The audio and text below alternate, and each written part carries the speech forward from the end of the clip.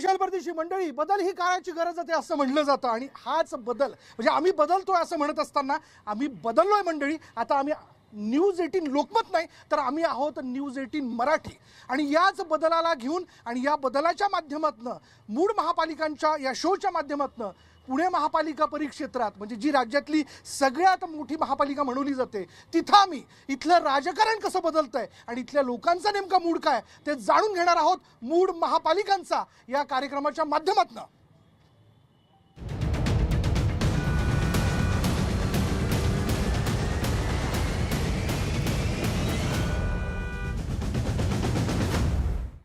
तर मंडळी, आपण बघताय न्यूज 18 मराठी आणि आज मी याच बदलाला घेऊन पुणे महानगरपालिका परिक्षेत्रात नेमकं काय घडतोय काय घडतं या निवडणुकीत हे जाणून घेण्याचा प्रयत्न करतोय. एकीकडे आपण जर पाहिलं तर दोन्ही राष्ट्रवादी एकत्र आहेत, त्यांच्या वतीने अर्थात रुपालीताई आणि इतर प्रवक्ते देखील बोलण्याकरता आलेले आहेत, आपलं खूप खूप स्वागत.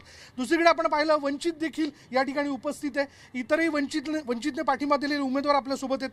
भाजपने आणि शिवसेनेने स्वबळाचा नारा दिलेला आहे, काँग्रेसचा देखील स्वबळाचा नारा आहे आणि अर्थातच इंजिन आणि मशाल या ठिकाणी एकत्र आहे. चला मी सुरुवात करतोय माझ्या धाटणीतल्या प्रश्नाने. माझा थेट पहिला प्रश्न आहे रुपालीताई, विकासाचा आपला पुणे जिल्ह्याच्या संदर्भातला रोडमॅप काय? 30 सेकंद. सगळ्यात प्रथम माननीय अजितदादांनी कालच पक्षाचा जाहीरनामा सांगितलेला आहे. त्याच्यामध्ये त्यांनी स्पष्ट सांगितलेलं आहे 5 कामं पक्का वादा 3 कामं करू जादा. हेच डायरेक्ट स्पष्ट त्यांनी सांगितलेलं आहे. त्याच्यामध्ये त्यांनी मुबलक आणि दररोज पाणी पुरवठा, वाहतूक कोंडीतनं पुणेकरांची सुटका, प्रदूषणमुक्त व आरोग्यदायी पुणे शहर, स्वच्छ शहर, झोपडपट्टी पुनर्वसन आणि जुन्या इमारतीचा पुनर्विकास, पुणेकरांसाठी मोफत सार्वजनिक बस आणि सेवा, तसंच पुणे स्कूल मॉडेलद्वारे शिक्षणाच्या गुणवत्तेमध्ये आमुलाग्र सुधारणा ही ठोस वचनं कालच माननीय अजितदादांनी पुणेकरांसमोर ठेवलेली आहेत. पुणे तिथे काय उणे असं म्हणलं जातं, उणे काहीच पडू नये अशी अपेक्षा आहे आणि हेच खरं तर जाहीरनाम्याच्या माध्यमातून भरून काढलं जातंय, पण खरंच ते पूर्ण होणार आहे का? 30 सेकंद. काय नेमका विकासाच्या संदर्भातला आपला रोडमॅप आहे? भारतीय जनता पार्टीचा पुणे शहराचा रोडमॅप पुढच्या काळात हा महिला कल्याण, बाल कल्याण, युवा कल्याण आणि आमच्या ज्येष्ठांचा कल्याण करण्याचा विकास आहे. जास्तीत जास्त प्रमाणात आम्हाला 125 किलोमीटरचा मेट्रोचा रूट बांधायचा आहे. त्याचबरोबर आत्ता जसं रुपालीताई म्हटल्या की जुन्या इमारतींचा पुनर्विकास हाही आम्हाला करायचा. त्यामध्ये 100% जे प्रलंबित प्रश्न आहेत, ज्यामध्ये हेरिटेज वास्तूंच्या जवळचे प्रश्न आहेत, त्याचा आम्हाला विकास करायचा आहे, जेणेकरून आम्हाला जास्तीत जास्त चांगल्या प्रकारे रस्ते मोठे करून वाहतूक कोंडी कमी करता येईल. त्याचबरोबर जास्तीत जास्त प्रमाणात 24/7चं 80% 90% काम झालेलं आहे. टाक्या बांधल्या गेलेल्या आहेत, पाईपलाईन्स बांधलेले गेले आहेत. त्यामुळे 24/7 पाणी पुरवठा हा आमचा पूर्णत्वास नेण्याचा आमचा मानस आहे. बरं, ठीक आहे. मंदारजी, तुम्ही पाठिंबा दिलाय, तुमचे देखील उमेदवार आहे, पण ठीक आहे तुमची भूमिका यांच्यासोबत जरी असलात तरी आपण जसं बघतोय तसं त्या मुद्द्यात थोडंसं मी ॲडिशन करतो कुणालजींच्या की सार्वजनिक स्वच्छतालय महिलांसाठी पुरुषांसाठी ही जागोजागी मी उपलब्ध करूयात, आमची ॲडिशनची मागणी आणि त्या संकल्पपत्रात पण ती काही दिवसात येईलच. त्याचबरोबर आपण बघतोय की अंडरग्राऊंड रोड परवा जी घोषणा केली अत्यंत स्वागतार्ह घोषणा आहे. पुण्याचा विजन जर का पाहिलं तर रस्ते जोपर्यंत तुमचे मोकळे होत नाहीत तोपर्यंत तुम्हाला विकास मिळणार नाही. आणि परवाच देवेंद्रजींनी या ठिकाणी घोषणा केली आहे. आदरणीय रामदासजी आठवलेंनी देखील सांगितलंय की वंचितांना न्याय मिळण्यासाठी जे जे आहे ते यापुढे आम्ही सर्वजण करू. ठीक आहे. हां, येस, मी आपल्याकडे येतो. काय आपला नेमका अजेंडा? 30 सेकंद. आमचा अजेंडा हा पुणे फर्स्ट, याचा अर्थ पुण्याचा पुणेरी पण हरवत चाललेला आहे. विकासाच्या नावाखाली डेव्हलपमेंट प्लॅन आणि टाउन प्लॅनिंग याची अंमलबजावणी होत नाही. UDCPRची नियमावली शिथिल करून वारेमाप FSI दिला जातोय. मोठ्या मोठ्या बिल्डिंग होत आहेत, पण पुणे शहर वाहतुकीच्या कोंडीमध्ये अडकलंय. नदीपात्रात 1200 MLD आजही घाण पाणी सोडलं जात आहे. जायकाच्या नावाखाली पैसे आले, त्याच्याबद्दल आजही मुठा नदीचं स्वरूप तुमच्या समोर आहे. त्यामुळे मेट्रो स्टेशन केले, पण तिथे पार्किंगची सोय नाही. नियोजन शून्य कारभार आहे आणि त्यामुळे पुण्याला वास्तविक डेव्हलपमेंट प्लॅन आणि TP प्लॅन डोळ्यासमोर धरूनच याचा आराखडा जो आहे त्याची अंमलबजावणी करणं गरजेचं आहे. बरं, ठीक आहे.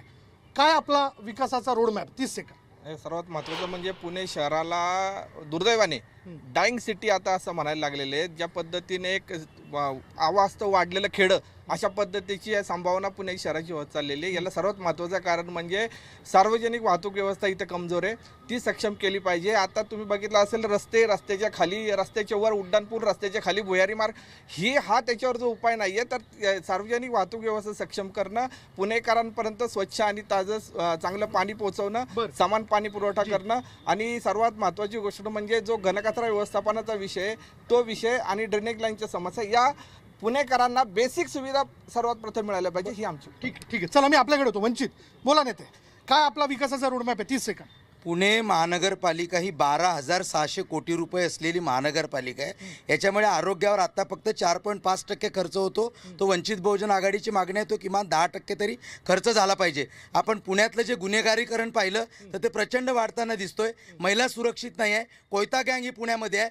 ज्याच्याकडे पाणी पुरवठ्याचं नियोजन दिले जाते त्याचेच टँकर आहेत जास्तीत जास्त. ही पुणे महानगरपालिकेची जी रचना आहे ही या सत्ताधाऱ्यांनी आणि विरोधकांनी करून ठेवलेली आहे. हातात हात मिळवायचे आणि पुण्यातले 12,612 कोटी रुपये हे खर्च करायचे. हाच अजेंडा या पुणेकरांच्या माध्यमातून सत्ताधाऱ्यांनी विरोधकांनी राबवलेला आहे. ठीक आहे, चला. पुणे तिथे काय उणे असं म्हणत असताना उत्सवांचं, शिक्षणाचं माहेरघर म्हणून पुण्याला ओळखलं जातं.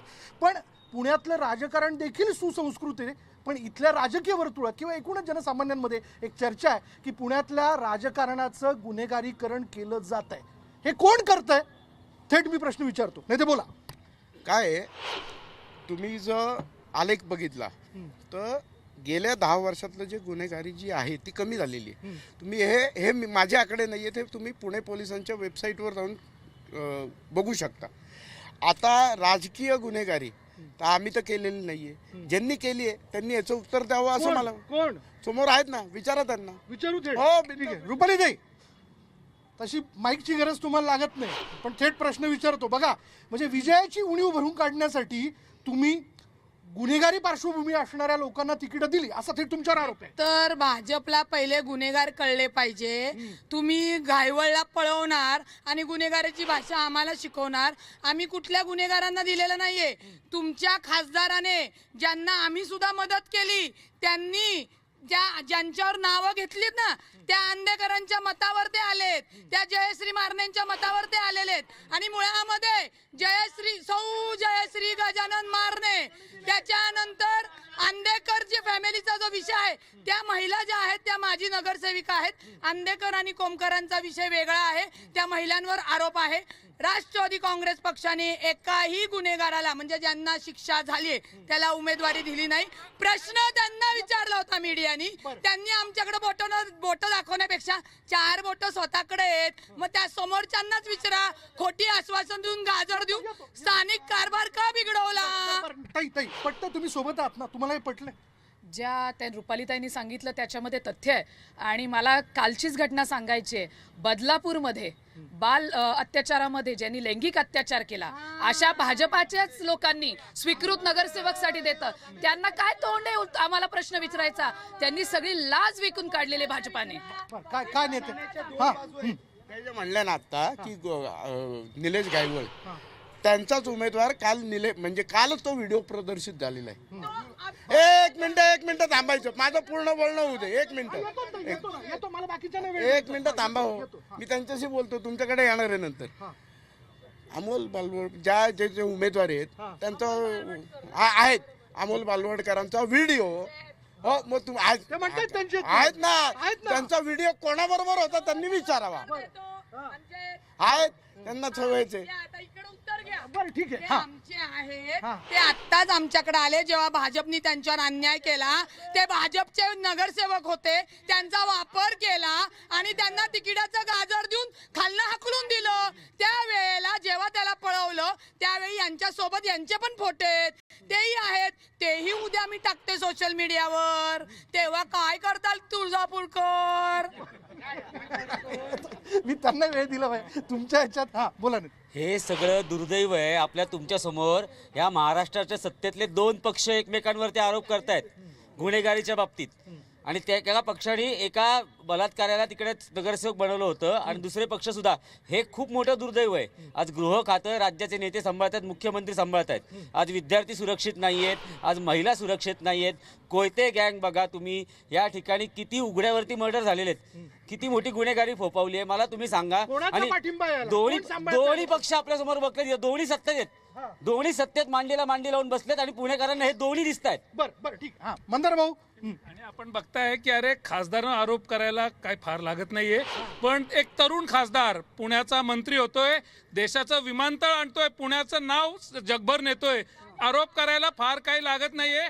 आरोप करणं फार सोपं आहे, परंतु आपला पुण्याचा अभिमान, पुण्याचा धुरंधर आपला मुरलीधर अण्णाविरुद्ध आरोप करणं फार सोपं आहे. परंतु नाही, आम्ही काय सांगतोय, गुन्हेगार हा आपण बघतोय आज की गुन्हेगार कोणाबरोबर जातोय, फोटो काढतोय, म्हणजे तोच नेता गुन्हेगार असेल का असं नाही, परंतु केवळ राजकीय असूयेपोटी किंवा ह्याच्यापोटी आपण आरोप करू नये. तुम्ही हे म्हणताय, तुम्ही दोघेही दोषी आहात. मूळ मुद्दा हा आहे की आता रुपालीताईंनी आरोप केला की खासदार मुरलीधर मोहोळ यांचं ज्यांनी नाव घेतलं, त्यानंतर अण्णांनी स्पष्ट भूमिका केली की या सगळ्या प्रकरणामध्ये जर माझा सहभाग असेल तर माझी कुठल्याही व्यासपीठावर याची तयारी आहे आणि आरोप सिद्ध झाला तर मी राजकारण सोडेल, आणि जर नाही आरोप जर नाही सिद्ध झाला तर आरोप करणाऱ्यांनी राजकारण सोडावं. अजितदादांनी हे चॅलेंज स्वीकारलंय का? आमचा पहिला प्रश्न आहे. येतो तुमच्याकडे. आपण खरं तर यांचे एबी फॉर्म चेक करावे. भारतीय जनता पार्टी असेल किंवा महायुती सांगतात, महायुतीतल्या सर्व पक्षांनी ज्यांना एबी फॉर्म दिलेत, किती गुंड आहेत या एबी फॉर्म देणारे, हे पत्रकारांनी जरा क्रिटिसाइज करावं ही मी विनंती करेल. आणि खासदारांच्या संदर्भामध्ये जे बोलतायत ते जैन बोर्डाची जी जमीन आहे, ते जमीन घेतल्यानंतर गुन्हेगार असतो, गुन्हा केल्यानंतर त्याने माफी मागितली, गुन्ह्याला माफी नसते. आणि मुंडवा जमीन प्रकरण सुद्धा हे सुद्धा आहे, जमीन गुन्हेगाराला माफी नसते. माफी तुम्ही चॅरिटी कमिशनर कडे जाऊन बघा, 30A नुसार चॅरिटी कमिशनरच्या केस मध्ये पार्टी आहेत मुरलीधर अण्णामोळ, जरा केस बघा. चॅरिटी ऍक्टचा 30A वाचा, जरा अभ्यास करून या. चॅरिटी कमिशनरच्या समोरचा अभ्यास करून या. गुन्हेगारांना जे पक्ष सपोर्ट करतात ते अतिशय चुकीचं आहे आणि हे जनतेच्या विरोधात आहे. लोकांनी त्याला धडा शिकवला पाहिजे आणि पत्रकारांनी सुद्धा ह्या लोकांना पराभूत करण्यासाठी मदतच केली पाहिजे. गुन्हेगाराला सपोर्ट बिलकुल असला नाही पाहिजे. ठीक आहे ताई. हा तुमचं उत्तर. हा बोटवरती आहे. मुळामध्ये आम्ही कोण गुन्हेगार आहे म्हणलोच नाही, आम्ही जय जिनेंद्र म्हणलो. त्यामुळे त्याला उत्तर द्यायला तुम्हाला मग आमच्यावर सुद्धा आरोपच झाले तुमच्यासारखे. तुम्ही सिद्ध करा मग तुम्ही घ्या राजीनामा. तुम्ही प्रकरण काढणार, भाजप तुम्ही, आम्ही महायुतीत राहणार आणि आम्हाला बोलणार चालणार नाही. आणि सगळ्यात महत्वाचं मला काय म्हणायचंय, खासदार झाले, सगळं झालं, आमदार झाले, स्थानिक स्वराज्याचे काही प्रश्न घेणार आहेत की नाही? 100 होते, 100 कुठे गेले? 100 पाणी नाही, रस्ता नाही, ड्रेनेज नाही.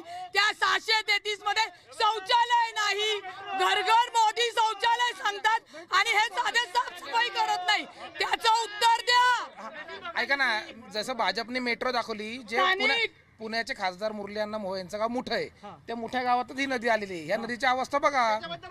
ऐका ना, एसटीपीच्या संदर्भात की ते रोजचं 400 MLD पाणी पुणे शहराला लागतं, त्याचं सॅग्रिगेशन किती होतं शहरात, हे ज्या आकडेवारी भाजपने द्यावी. नुसते एसटीपी करायचे पण ते कागदावर करायचे असं नाही. प्रत्यक्ष या नदीची अवस्था म्हणजे मेट्रो त्यांनी दाखवली. मेट्रो ही काँग्रेसच्या काळात आलेली आहे, ही आमच्या काळात आलेली आहे. ऐका, ह्याचे कागदपत्रे आलेली आहे, महाविकास आघाडीचं सरकार असताना आलेली आहे. दुसरा मुद्दा असा आहे, मुरलीधर मोहोळांचं गाव मुठं आहे, ही मुठा नदी आहे. ऐका ना, त्या नदीची अवस्था बघावी. ठीक. हा बोला. मुळात काय महत्वाचे महापालिकेचे मुद्दे या सगळ्या दोषारोपांमध्ये बाजूला सरकत आहेत. सगळ्यात महत्वाचा मुद्दा यातला आहे, रुपालीता 1 मिनिट, सगळ्यात महत्वाचा मुद्दा आहे की गेली 10 वर्ष जे काय सत्ता चालू होती, प्रशासकांनी जे काय काम केलंय अख्ख्या राज्यात, सगळ्या महापालिका, आणि आपण एक महत्वाचा मुद्दा विसरतोय, झेडपी पण, सगळ्या स्थानिक स्वराज्य संस्था धुवून खाल्लेल्या आहेत अधिकाऱ्यांनी, ज्याच्यावर कोणाचंही नियंत्रण नाही. प्रशासन चालवायचं काम असतं राज्य शासनाचं, प्रशासन चालवायचं काम राज्य शासनाचं असतं. जर महापालिकेच्या क्षेत्रात कायदा सुव्यवस्थेची पण परिस्थिती आहे, तर गृह मंत्रालयाचं काम आहे. या सगळ्या गोष्टींचे मुद्दे तुम्ही असं विसरून जाऊन चालणार नाही. आत्ता पुणे, तुम्हाला स्पष्ट सांगतो, महाराष्ट्रातली मुंबई आणि पुणे, जसं महेश मांजरेकर परवा बोलले, राहण्यासारखी शहरं राहिलेली नाहीत. ठीक आहे, मी आता विकासाच्या मुद्द्याला हात घालतो. पहिला मुद्दा घेतो, पुण्यातलं असमान पाणी वाटप. काय परिस्थिती, एक दिवसाआड पुण्यामध्ये पाणी येतं, याला जबाबदार कोण? चला बोला. आता लक्षात घ्या, ह्यांनी 2017 साली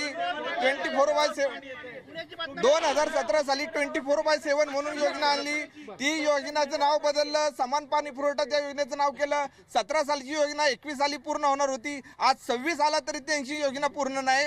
आणि पुण्याचा पाण्याचा कोटा आज हे किती वर्ष सत्तेमध्ये आहेत, पण पुण्याला जे पाणी लागतं, जे आपल्या खडकवासला 100% धरण भरल्यानंतर जे आपल्याला पाणी लागतं, तेवढे टीएमसी पुण्याला कोटा थोडी वाढवून मिळतो अजून.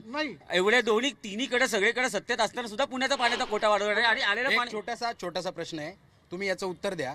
ज्या अजितदादांनी मागील अनेक वर्ष जलसंपदा खातं सांभाळलं, उत्तम प्रशासक म्हणून त्यांच्याकडे पाहिलं जातं. काल त्यांनी पुण्यातल्या एका जाहीर सभेत वक्तव्य केलेलं आहे, 24/7 पाणी पुरवठा कोणीही आलं तरी होऊ शकत नाही. मग हे कुठल्या मुद्द्यावरती 24/7 पाणी पुरवठा पुण्याला होईल असं ठामपणे सांगताय? असमान पाणी वाटप आहे तुमच्याकडे. या 24/7 हा 2017चा भाजपचा अजेंडा होता आणि त्यांनी ही निविदाही काढली होती. 300 कोटी ही जास्त निविदा होती. त्याच्यात त्यांना 2017 ते 2022 तेव्हा म्हटलं होतं 24 आवर्स पाणी, आणि ती निविदा काढताना 300 कोटी जास्त काढली होती. त्यावेळेस तत्कालीन विरोधकांनी आंदोलनही केलं होतं. तर त्यावेळेस ही फेर निविदा काढायला लागली होती. याच्यावर यांच्याकडे अजूनही उत्तर नाही. हा कॉपी पेस्ट भाजपचा जाहीरनामा आहे. त्यामुळे मागचा आमदारकीलाही तेच, नगरसेवकालाही तेच, खासदारकीलाही तेच. ठीक आहे, काय परिस्थिती सांगा. महत्वाच्या मुद्द्यांवर चर्चा झाली पाहिजे. पुण्यामध्ये मेट्रो आणली भाजपनं, काय पाहिजे? पाणी पुरवठा सांगतो, पाणी पुरवठ्यासंदर्भात 2017 साली भाजपनं आश्वासन दिलं होतं समान पाणी पुरवठ्याचं. त्याचं काम प्रगतीपथावर आहे. जवळपास 70% पुढे काम पूर्ण झालेलं आहे आणि लवकरच सगळ्या पुण्याला समान पाणी पुरवठा मिळणार आहे. तुम्हाला पेठांमध्ये रस्ते माहिती आहेत, कामाच्या अडचणी, अडचणी, तुम्ही रस्ते बघा पुण्यातले कसले आहेत. अख्खी पाईपलाईन टाकायची आहे, पूर्ण पाईपलाईन नव्याने करायची आहे. हे जे राज्यकर्ते होते, एवढ्या वर्ष त्यांनी राज्य केलं, पण पुणे पुढच्या भविष्यामध्ये 30 वर्षामध्ये कसं असेल, 40 वर्षामध्ये कसं असेल, याचा काही विचार केलेला नाहीये. या 40-50 वर्षापूर्वीच्या पाईपलाईन आता बदलल्या जात आहेत, या भाजपनं बदलल्या. आता पुढच्या काही वर्ष पाणी लोकांना समान मिळेल, 24 तास मिळेल. हा एक मुद्दा. विकासाच्या बाबतीत विरोधकांना बोलायला कुठली जागा नाहीये. प्रमुख मुद्दा, पुण्यामध्ये मेट्रोचं भूमिपूजन मोदीजींनी केलं, मेट्रोचं उद्घाटन मोदीजींनी केलं. बघा मागे कॅमेराला दाखवलं, सांगा मेट्रो बघा, मेट्रो बघा. काँग्रेसने मेट्रो कागदावर दाखवली, पण मुरलीधर अण्णा मोहोळ यांनी पुणेकरांना प्रत्यक्षात मेट्रो दाखवली. हे त्यांना समजत नाहीये. अजितदादा पवार स्वतः मेट्रोच्या उद्घाटनाला होते आणि अजितदादा पवार म्हणले भाजप विकास करतं म्हणून आम्ही भाजप सोबत आहेत. आज ते वेगळी भूमिका काय घेतात?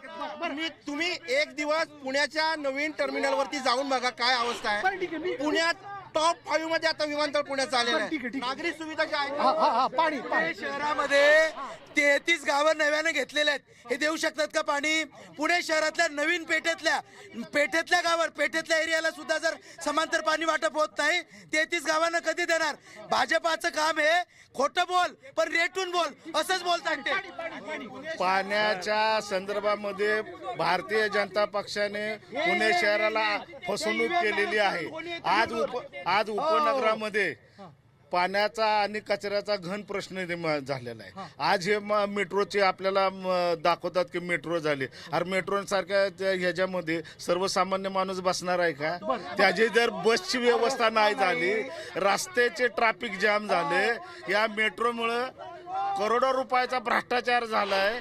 तुम्हीच लोकांनी दाखवलाय ती इलेक्ट्रॉनिक. पुण्याची सांस्कृतिक आणि शैक्षणिक ओळख पुसली जाते. मागील काही दिवसापासून पहा पुण्यामध्ये ड्रग्सची राजधानी झाल्यासारखं झालंय. कोयता गँगचे हल्ले वाढले, गुन्हेगारांना तिकीट दिलं जाते. म्हणजे पुण्यातील जे विद्यार्थी शिक्षणासाठी येतात त्यांच्यासमोर तुम्ही कशाचा आदर्श ठेवताय? म्हणजे भविष्यात तुम्हाला राजकारणात जायचं, मोठं व्हायचं तर गुन्हेगार बना, दरोडे टाका, खून करा. म्हणजे माझ्यासारखा सर्वसामान्य तरुण जर राजकारणात येऊ पाहतो तर मला किती मर्डर टाका लागतील असं माझा सर्व राजकीय पक्ष. ठीक आहे ताई, पाण्याचा मुद्दा पूर्ण करून घेऊ. आम्ही येतो. एक लक्षात घ्या केंद्र सरकार असेल, राज्य सरकार असेल. केंद्र सरकार देते, राज्य सरकारमध्ये आम्ही आहोत, ते भरभरून देतात. पुण्यातले जे स्थानिक आहेत ना, ते नालायक आहेत, ते बिनकारभारी आहेत, त्यांनी कामं केलेली नाहीत. त्याच्यावर त्यांनी बोललं पाहिजे. मेट्रो स्थानिक पुण्याचा विषय नाही, केंद्र आणि राज्य सरकारने पूर्ण केलेलं आहे. तुम्ही 100 जण नगरसेवक होते, तुम्ही काय केलं? तुम्ही जर पाण्याची लाईन बदलत असताना किंवा रस्त्याचं काम करत असताना, पालकमंत्री आहेत, दादा सत्तेत आहेत, पाण्याचा प्रश्न बरं, पालकमंत्री आहेत, पण स्थानिक पुणे मनपामध्ये नगरसेवक प्रस्ताव देत असतो, तो प्रस्ताव राज्य सरकारकडे जात असतो. अजितदादा आमदार आहेत, यातला कोण नगरसेवक आहे? कुठली सिस्टीम माहिती आहे? कुठला प्रस्ताव 100 जणांनी दिलेला आहे? उलट कामाच्या मोठ्या निविदा काढून पैसे यांनी करून भ्रष्टाचार करून 17 ते 2023 ऐका, मग त्याच्यामध्ये हे सत्तेवर आले ना, ते आहे ते निम्मा वाटोळ झालं आणि पुणे 10 वर्ष मागं गेलं. त्यांचं अजून एक फेल्युअर म्हणजे स्मार्ट सिटी. 100 स्मार्ट सिटीची घोषणा केली आणि याच पुण्यामध्ये माननीय पंतप्रधानांनी 14 भूमिपूजन केलं. स्मार्ट सिटीची घोषणा गुंडाळली. त्याचं त्यांनी सांगावं काय केलं स्मार्ट सिटीचं. मुख्य याच्यामध्ये मला या स्मार्ट सिटीबद्दल आता ते बोलतात आहेत 1200 कोटीचा प्रोजेक्ट होता, 1200 कोटी पाण्यात गेले. पण त्याच्या आधी एक महत्त्वाचा मुद्दा मांडायचा. आज राष्ट्रवादी जी ओरडाओरड करते, गेले 3 वर्ष ते रस्त्यावर उतरले होते का? दुसरा प्रश्न, भाजपने पण टाळ्या वाजवू नयेत, कारण भाजपने पण टाळ्या वाजवू नयेत. भाजपने कामं केलेली नाहीत. भाजपने जी आश्वासनं मागच्या संकल्प पत्रात दिली होती तीच आश्वासनं आहेत, आजही तीच आश्वासन घेऊन आहे. मुख्य प्रश्न असा आहे की नुरा कुस्ती आहे, ती नुरा ती मांडीला मांडी लावून बसलेले खेळतायत. इथं तमाशा केल्यासारखा 2 पक्षांनी खेळू नये. पुण्याची जनतेचे प्रश्न आहेत, पुण्याच्या जनतेचे प्रश्न लढवा, त्याच्यावर बोला. तुम्ही आंदोलनात उतरला नाहीत, राष्ट्रवादीला बोलण्याची संधी आहे का? हा प्रश्न माझा आहे. ती राष्ट्रवादीला हे बोलायचा अधिकार तरी आहे का? जर आहे तर जर गृहमंत्री आहेत, त्यांच्या शेजारी मांडीला लावून बसले, त्यांच्यावरती गुन्ह्याचे आरोप करतायत, त्यांना टाकायला तुरुंगात. थोडक्यात माझी ब्रेकची वेळ झाली, बोला. ही नुरा कुस्ती नाहीये. मी आमच्या आपच्या सहकार्याने सांगू इच्छितो, महाराष्ट्रातल्या शहरांची अवस्था, महत्त्वाच्या भागांची अवस्था वाईट झाल्यामुळं माननीय शरद पवार साहेब, अजितदादांची राष्ट्रवादी दोघांनी एकत्र येऊन असा जो निर्णय घेतला आहे, फक्त कार्यकर्त्यांसाठी नाही, प्रशासन सगळं मोडकळीला आलंय, शहरांची वाट लागली आहे, त्यासाठी दुरुस्ती. आपल्याला जर उदाहरण पाहिजे असेल तर पिंपरी चिंचवडला अजितदादांनी जे काही वर्ष आता हातात काम करून घेतलं, पुण्याची पण सुधारणा करायची आहे. मी तुम्हाला आत्ता मगाशी जो मुद्दा सांगितला, प्रचंड पैसे प्रशासनाच्या ह्याच्यात गेली 7-8 वर्ष. ह्या सगळ्या गोष्टी प्रशासनावर ज्याचा दाब पाहिजे, ते अजितदादांसारखे जर नेते असतील, सुप्रियाताई सारखे असतील, 2 खासदार आमचे स्थानिक लेवल. चला मंडळी, मी या ठिकाणी ब्रेक घेतोय. ब्रेक नंतर पुन्हा मी जाहीरनाम्यात जे पहिलं आश्वासन राष्ट्रवादीने दिलेलं आहे, म्हणजे सार्वजनिक वाहतूक व्यवस्था विनामूल्य लोकांना पुरवण्याच्या संदर्भातलं, खरंच ते होण्यासारखं आहे का, या विषयाला घेऊन चर्चा करणार आहे. इतर मंडळी, आम्ही बदललोय आणि आम्ही झालोय न्यूज 18 मराठी. याच बदलाला घेऊन आज मी पुण्यातल्या समस्यांना घेऊन चर्चा करतोय मूळ महापालिकांचा या कार्यक्रमामध्ये. राष्ट्रवादी काँग्रेसच्या जाहीरनाम्यातला पहिलं आश्वासन, सार्वजनिक वाहतूक व्यवस्था म्हणजेच मेट्रो PMPML मोफत करणार. सर, शक्य आहे? का नाही शक्य? माननीय अजितदादांना प्रशासनाचा जो काही अभ्यासपूर्वक त्यांच्याकडे जे कौशल्य आहे आणि ते 40 वर्ष राजकारणात आहे, त्यांनी ते अभ्यासपूर्व, म्हणजे जे राज्याला अर्थ खात्याचे मंत्री आहेत, तर हे का शक्य नाहीये? हे शक्य आहे म्हणूनच हे आश्वासन दिले. आणि अजितदादांचा वादा हा पक्का असतो, तेव्हाच तो दिला जातो. बरं, ठीक आहे, येतो नेते. मी त्यांच्याकडनं काउंटर आन्सर घेतो. हा बोला. जरा आता ऐका, थोडा तुमच्या ज्ञानात भर पडेल. काय आहे, राज्य आणि केंद्र सरकारची एकत्रित महामेट्रो ही स्वायत्त संस्था आहे. 1 मिनिट ऐकून घ्या. हो, नंतर करा. या निर्णय प्रक्रियेमध्ये हस्तक्षेप करण्याचा अधिकार महानगरपालिकेला आहे का, हा पहिला मुद्दा. मोफत मेट्रो देताना 6.5 म्हणजे जी काही बांधताना जी काही जो निधी दिला तो केंद्र सरकारने आणि राज्य सरकारने निम्मा, आणि निम्मा निधी हा वित्तीय संस्थांनी दिला. जर हे म्हणतात मोफत मेट्रो देणार, तो वरची जो त्या वित्तीय संस्थांनी दिलेला, एक मिनिट जो दिलेला निधी आहे त्याचा परतावा कसा करणार, याची काही आराखडा अजितदादांकडे आहे का? एवढा जोडून एक प्रश्न आहे. BRT मध्ये आपली बस मोफत करायची अशी घोषणा पुणे महापालिकेने केली. त्याला विरोध अजितदादांनी का केला? ती योजना अजितदादांनी बंद का पाडली? रुपालीताईंना उत्तर द्यायला लावा. विरोध केला पण आता मोफत देतो असं म्हणते. त्यावेळेस बंद पाडली, आता काय मोफत देणार आहे? परिस्थिती काय आहे? राष्ट्रवादीला आता कळले निवडणूक हातातून गेलेली आहे पूर्ण. त्यामुळं चुनावी जुमला जो असतो ना त्यांना द्यायचंच नाहीये ना, त्यांच्यावर द्यायची वेळ पण येणार नाहीये. त्यामुळे अशा घोषणा होणार. आमची घोषणा काय आहे? आम्हाला मेट्रोचा विस्तार करायचा आहे, रिंग रोडचं काम पूर्ण करायचं आहे, नदी पुनरुज्जीवन आणि नदी सुधार. देणार नाही. मोफतला आमचा विरोध नाहीये. हे धोरण जर असेल तर हे राज्याच्या बाबतीत करायला पाहिजे. मोफत द्यायला आमचा विरोध नाही, मात्र शक्य आहे. पण हा ऐका, हा निर्णय हा धोरणात्मक निर्णय असतो. हा राज्य सरकार मुख्यमंत्र्यांच्या नेतृत्वाखाली हा निर्णय होतो. आणि मुख्यमंत्री कोण आहे महाराष्ट्राला माहिती. ठीक आहे. नेते शक्य आहे हे आश्वासन पूर्ण होण्यासारखं आहे की गाजर आहे? मेट्रो काँग्रेस राष्ट्रवादीचं सरकार असताना झाली होती, सगळ्यांना मान्य आहे, ऐकलेलं आहे. अजितदादांनीही सांगितलं 4,426 कोटी रुपये हा निधी मेट्रोचा 5 वर्षात कामं रखडल्यामुळं वाढला.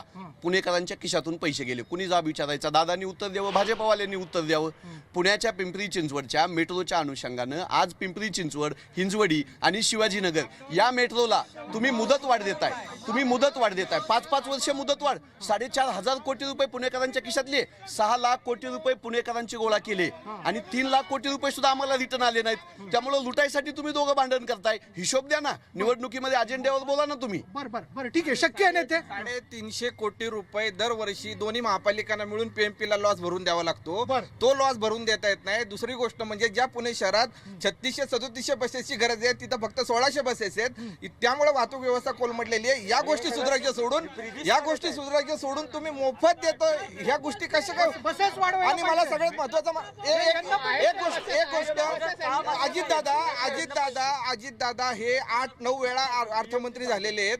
अर्थमंत्री असताना वित्त व्यवस्था कशी सांभाळायची त्यांना माहिती आहे. मग असं असताना ते ज्यावेळेस मोफत हे दिलं जातं म्हणून त्याचं पुण्यावर लक्ष नाही. सगळ्यात महत्वाचं म्हणजे वित्त मंत्री असतानाही ते अशी घोषणा करतात, हे सगळ्यात विशेष. मेट्रोचा अधिभार 1% जो राज्य शासनाचा देऊ लागतो तो मागच्या वर्षी आम्ही स्टेटमेंट काढलं की अजितदादांनी तो द्यावा. म्हणजे फडणवीसांनी दिला नाही का अजितदादांनी दिला नाही तर त्यांना विचारा. परंतु तो रखडला 367 कोटी. मागच्या जानेवारी 24 मध्ये माझा स्टेटमेंट आहे याविषयी की त्यामुळे मेट्रोचं काम स्लो पण झालं होतं. ठीक आहे. हा नेते बोला.